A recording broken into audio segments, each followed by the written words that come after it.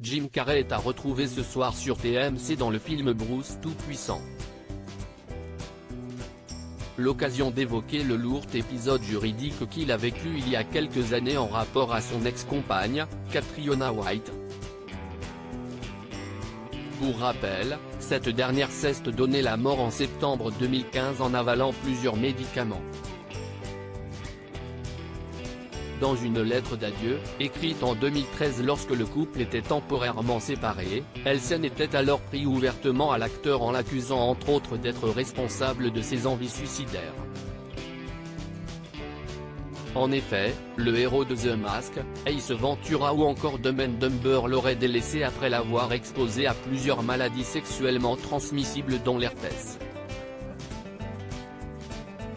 Il avait notamment été attaqué par la mère et l'époux de Catriona White, Bridget Sweetman et Mark Burton, qui avaient assuré qu'il avait volontairement donné ses médicaments à sa compagne, des produits qu'il aurait obtenus illégalement en utilisant un faux nom, tout en sachant qu'elle souffrait de dépression et qu'elle avait des tendances suicidaires.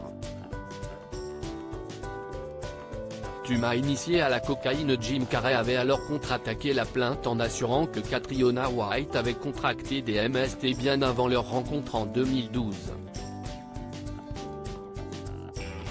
Pour appuyer sa défense, l'avocat de la star hollywoodienne avait transmis à la justice plusieurs documents prouvant que la jeune femme avait falsifié des papiers médicaux.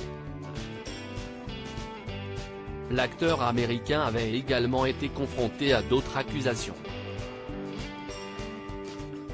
Je t'ai rencontré, tu m'as initié à la cocaïne, aux prostituées, à la violence psychologique et à la maladie, pouvait-on également lire dans cette lettre écrite par sa compagne avant son suicide.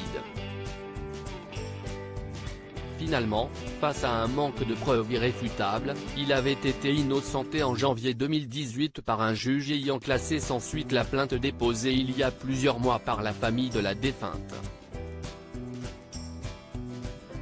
Une affaire sordide, qui n'avait pas manqué de faire réagir les internautes à l'époque.